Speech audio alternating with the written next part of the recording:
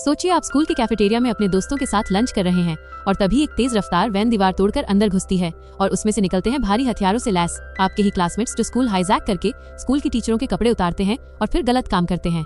Movie शुरू होती है और हम एक लड़की को देखते हैं जिसका नाम जेसिका है। वह अपनी माँ की मौत के बाद संघर्ष कर रही है। वास्तव में उसे लगता है कि वो अभी भी उन्हें अपने आसपास देख सकती है और यहाँ तक कि उनसे पूरी बातचीत भी करती है। इस वजह से वह दुखी रहने लगी है और इसके कारण उसके पिता टॉड के साथ उसके संबंधों में भी तनाव आ गया है, जो उसे शिकार करना सीखने के जरिए उससे जुड़ने की पूरी कोशिश कर रहे हैं। इसी तरह के एक शिकार के दौरान वह उसे कुछ महत्वपूर्ण ज्ञान देते हैं। उसे हमेशा अधूरे काम को पूरा करना चाहिए। यह सलाह जेसिका के मन में घर कर जाती है। इसलिए जब उसकी गोली एक हिरण को खत्म नहीं कर पाती तो वो पत्थर से उसके सिर पर वार करके उसकी पीड़ा को समाप्त कर देती है। उनके इस छोटे से शिकार अभियान से लौटने के बाद टॉड जेसिका से कहता है कि शायद उन्हें फिर से एक थेरेपिस्ट से मिलना चाहिए, क्योंकि जेसिका उन सभी चीजों से खुद को काट रही है जिनकी वो परवाह करती है। यह टिप्पणी जेसिका को गुस्सा दिलाती है और वे इस बात पर बहस करने लगते हैं जो स्पष्ट रूप से पहली बार नहीं हो रहा था। सौभाग्य से उसका सबसे अच्छा दोस्त लुइस वॉशिंगटन उन्हें रोकता है, जो उसे अपनी कार में लेने आया है। वे अपने सहपाठी क्रिस जेलिक को एक खुले मैदान के बीच में एक अजीब उपकरण लगाते हुए भी देखते हैं, लेकिन उन्हें लगता है कि ये सिर्फ एक मजाक है। स्कूल में लुइस जेसिका को प्रॉम के लिए पूछने की कोशिश करता है, लेकिन जेसिका को ये विचार पसंद नहीं आता। लुइस को भी लगता है कि जेसिका खुद को सबसे दूर कर रही है। यह उसे उसी तरह चिढ़ाता है जैसे उसके पिता के साथ हुआ था।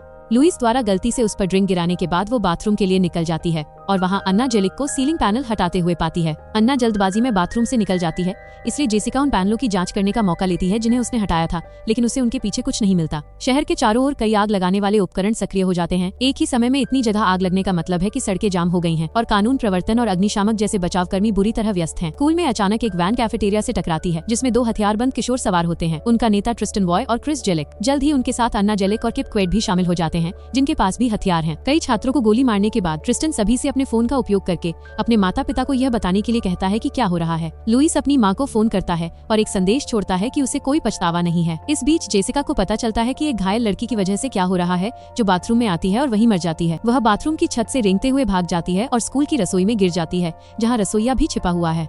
जब क्रिस शोर की जांच करने के लिए वापस आता है तो रसोइया उसका सामना करने की कोशिश करती है, लेकिन वो उसे गोली मार देता है। क्रिस के जाने के बाद जेसिका पिछले दरवाजे से इमारत से बाहर निकल जाती है। जब हर कोई अपने माता पिता से बात कर लेता है तो ट्रिस्टन एक फोन उधार लेता है और स्कूल के फ्रंट ऑफिस में फोन करके उन्हें शूटिंग के बारे में बताता है। नियम कहते हैं कि लॉकडाउन बुलाने से पहले उन्हें जानकारी की पुष्टि करनी होगी, इसलिए ट्रिस्टन पूछता है कि क्या कोई छात्र अपने फोन से लाइव स्ट्रीम कर सकता है और वीडियो होस्टिंग कंपनियों से कहता है कि वे स्ट्रीम को न रोकें, वरना उन्हें लोगों को गोली मारनी होगी। जैसे ही वो एंट्रोपी और सत्य के बारे में भाषण देना शुरू करता है, स्कूल के प्रिंसिपल और सुरक्षा गार्ड पुष्टि के लिए कैफेटेरिया पहुंचते हैं।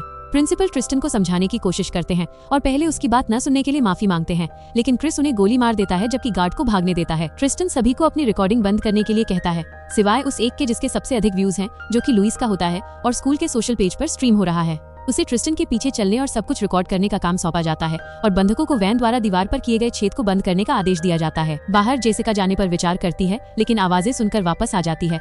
वो छात्रों के एक समूह को स्कूल में प्रवेश करने से रोकती है और उन्हें चेतावनी देती है कि क्या हो रहा है। वे सभी चले जाते हैं, सिवाय जेसिका की सहेली कोरा के, जो जेसिका को अन्य कक्षाओं को चेतावनी देने में मदद करने के लिए तैयार हो जाती है, जो अभी भी अंदर हैं। शिक्षकों में से एक को लगता है कि वे मजाक कर रही हैं और उन्हें अनदेखा कर देता है, इसलिए दूसरी कक्षा के साथ बेहतर भाग्य के लिए वे एक खिड़की तोड़ देती हैं। इस बार उनकी बात सुनी जाती है और पूरी कक्षा खिड़की से भाग जाती है, जबकि जेसिका फायर अलार्म सक्रिय कर देती है। ये बेकार साबित होता है क्योंकि अन्ना इलेक्ट्रिकल रूम में जाकर अलार्म को निष्क्रिय कर देती है और बिजली काट देती है। स्कूल के फ्रंट ऑफिस द्वारा लॉकडाउन के लिए कॉल किए जाने के ठीक बाद किप द्वारा वहाँ छोड़ा गया घर का बना बम फट जाता है। तभी पुलिस पहुँचती है और शेरिफ तारसी घेराबंदी शुरू कर देते हैं। इस बीच जेसिका स्कूल में बाकी बचे छात्रों को बाहर निकलने के लिए कह रही है, लेकिन अन्ना उसे ढूंढ लेती है और उस पर गोलीबारी शुरू कर देती है। भागने और गुब्बारों से भरे कमरे में छिपने से पहले उसका पैर घायल हो जाता है, जिससे उसे अन्ना के पीछे आने पर उस पर छिपकर हमला करने का मौका मिल जाता है। दोनों लड़कियां बंदूक के लिए लड़ती हैं। जेसिका अन्ना पर हावी हो जाती है और उसे गोली मार देती है। लुइस के अभी भी रिकॉर्डिंग करने के साथ ट्रिस्टन स्पेनिश क्लासरूम में जाता है ताकि उन छात्रों को अपने साथ कैफेटेरिया ले जा सके। शिक्षक उसे तर्क देने की कोशिश करती है। ट्रिस्टन प्रतिक्रिया में उसे अपना ब्लाउज उतारने के लिए कहता है। वह उसे गलत तरीके से छूने ही वाला होता है कि लुइस उसे ये कहकर रोकता है कि उसके पास देखने वालों के कुछ सवाल हैं, जिससे ट्रिस्टन का ध्यान शिक्षक से हट जाता है। वह अधिक से अधिक ध्यान चाहता है, इसलिए वो उन सवालों के जवाब देने के लिए तैयार है। एक पुलिस अधिकारी ट्रिस्टन के माता पिता से बात करने के लिए उसके घर जाता है, लेकिन वहाँ उसे उसकी मां मृत मिलती है। उसका गला काट दिया गया था। इस बीच जेसिका के पिता रेडियो पर शूटिंग के बारे में खबर सुनते हैं और अपने ट्रक में हथियार भरकर स्कूल जाने का फैसला करते हैं। कैफेटेरिया में क्रिस अपने दिमाग में चल रही आवाजों से बात कर रहा होता है जब वो खबर सुनता है कि पुलिस आ गई है, इसलिए वो दीवार के छेद पर जाता है और उन पर गोलियां चलाता है। ट्रिस्टन गोलियों की आवाज सुनता है और पूरी स्पेनिश क्लास को अपने साथ लेकर लौटने का फैसला करता है। जेसिका उन्हें हॉलवे में देखती है और जब किप समूह से विपरीत दिशा में चलता है तो वो उसका पीछा करने का फैसला करती है। वो छात्रों से भरे एक और कमरे में घुसने की कोशिश कर रहा है, इसलिए जेसिका उसका ध्यान आकर्षित करने के लिए उसके सामने आती है और उसे अपने पीछे दौड़ने पर मजबूर करती है। वो उसे एक फिसलन भरे फर्श पर ले जाती है और उसके गिरने के बाद वो उसके चेहरे पर एक अग्निशामक यंत्र खाली कर देती है और उससे उसे मारती भी है। किप को सभागार में ले जाया जाता है और एक कुर्सी से हथकड़ी लगा दी जाती है और वो जेसिका के सामने कबूल करता है कि वो यह सब मिडिल स्कूल में हुई बुलिंग की एक घटना के कारण कर रहा है जो उसकी नजर में कभी खत्म नहीं हुई थी। एक शॉटगन लेने के बाद जेसिका का सामना छात्रों के एक और समूह और उनके शिक्षक से होता है। उन्हें भागने में मदद करने के लिए वो एक फोन उधार लेती है और कोरा को फोन करती है, जो अपना फोन शेरिफ को दे देती है ताकि वे एक योजना बना सकें। शेरिफ तारसी रिपोर्टरों को स्कूल के बजाय उन्हें रिकॉर्ड करने के लिए कहते हैं और फिर ट्रिस्टन के फोन पर कॉल करते हैं। वह उसे बातचीत में उलझा देते हैं, जबकि जेसिका सुरक्षित रूप से छात्रों के कई समूहों को बाहर निकलने का रास्ता दिखाती है। हालांकि उसकी बचाव योजना खबरों में दिखाई दे जाती है, जिससे ट्रिस्टन को चालाकी का पता चल जाता है। जेसिका तारसी का फोन काट देती है और उसके साथियों को फोन करना शुरू करती है। जेसिका के पास अन्ना का फोन है, इसलिए वो उसकी कॉल का जवाब देती है। ट्रिस्टन उससे कहता है कि वो खुद को सामने लाए, वरना वो लोगों को गोली मारना शुरू कर देगा। वह सबूत के तौर पर एक छात्र को मार भी देता है। उसे ये बताने के बाद कि वो वहाँ आएगी, जेसिका सभागार में वापस आती है और किप को मुक्त कर देती है, जो अपने किए पर दोषी महसूस कर रहा है और अब मरना चाहता है। जेसिका उससे कहती है कि उसे अपनी विरासत का प्रभारी खुद होना चाहिए और उसे सहयोग करने के लिए मना लेती है, इसलिए वो उसे शॉटगन वापस दे देती है। उधर टॉड स्कूल परिसर में घुस जाता है और अपनी बेटी की मदद के लिए अपना हथियार तैयार कर लेता है। जेसिका कैफेटेरिया पहुंचती है और ट्रिस्टन स्ट्रीम के लिए उससे सवाल पूछना शुरू कर देता है। एक गुस्से में भरा क्रिस उसे मारना चाहता है क्योंकि उसने उसकी बहन को गोली मारी थी, लेकिन ट्रिस्टन इसकी अनुमति नहीं देता। उसका मानना है कि सब कुछ सही समय पर होना चाहिए। तभी अचानक किप उन्हें रोकता है, जो क्रिस और ट्रिस्टन के साथ अपमानजनक बातों के बाद शॉटगन चलाता है। क्रिस के उसे मारने से पहले वो ट्रिस्टन के कंधे पर ही गोली मार पाता है। इस झड़प में लुइस घायल हो जाता है।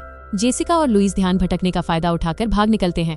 क्रिस उनके पीछे जाता है। वे स्पेनिश कमरे में छिप जाते हैं और जब जेसिका लुइस के घावों की जांच करती है तो वे एक दूसरे के लिए अपनी भावनाओं को स्वीकार करते हैं। लुइस उसे वैन में छिपे कुछ विस्फोटकों के बारे में भी सूचित करता है, इसलिए जेसिका इसकी जांच करने के लिए कक्षा छोड़ देती है, जिससे क्रिस को उसे ढूंढने और फिर से उसका पीछा करने का मौका मिल जाता है। जेसिका इस बार साइंस क्लासरूम में घुसती है और सभी बर्नर खोल देती है। जब क्रिस करीब आने की कोशिश करता है तो आग लग जाती है।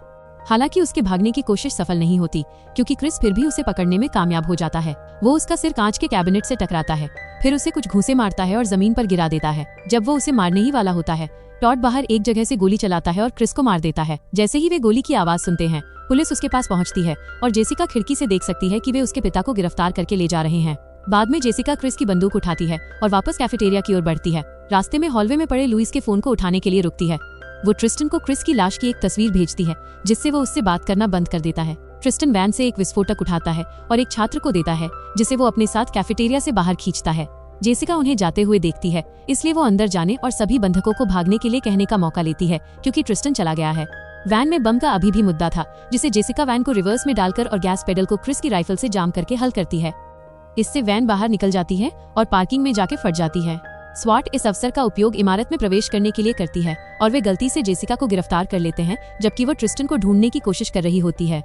अगले कमरे से एक विस्फोट ट्रिस्टन के शरीर को प्रकट करता है और जब स्वाट इसकी जांच करती है, जेसिका अपनी माँ को देखती है, जो उसे बताती है कि वह उससे प्यार करती है और हमेशा के लिए गायब होने से पहले उसे अलविदा कहती है, जबकि जेसिका फूट फूट कर रोती है। स्कूल के बाहर शेरिफ तारसी जेसिका को मुक्त कर देते हैं, उससे हाथ मिलाते हैं, गलत गिरफ्तारी के लिए माफी मांगते हैं और उसके कार्यों की प्रशंसा करते हैं। जेसिका जवाब में उनसे अपने पिता से मिलने देने के लिए कहती है।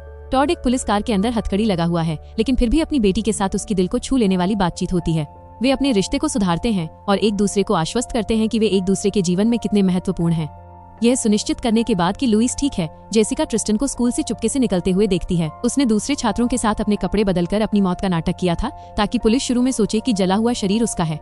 वह टॉड की राइफल वापस लेती है और जंगल में ट्रिस्टन का पीछा करती है, जहां वो एक पुल के नीचे छिपे हुए एक बक्से से कुछ पैसे और एक पासपोर्ट निकाल रहा है, जो उसकी योजना का हिस्सा था। जेसिका उसे दूर से गोली मारने में संकोच नहीं करती, फिर करीब आती है, ये देखते हुए कि गोली उसे मारने के लिए पर्याप्त नहीं थी। वो शिकार के दौरान उसके पिता द्वारा दिए गए अधूरे काम की सलाह का उल्लेख करती है और ट्रिस्टन को खत्म करने के लिए एक बड़ा पत्थर उठाती है। फिर भी जब वो उसे नीचे लाती है तो वो उसके सिर पर वार नहीं करती, इसके बजाय वो पत्थर को नदी में फेंक देती है। जेसिका उसे वहीं मरने के लिए छोड़ने का फैसला करती है, क्योंकि एक जानवर के विपरीत तड़प ही वो चीज है जिसका वो हकदार है।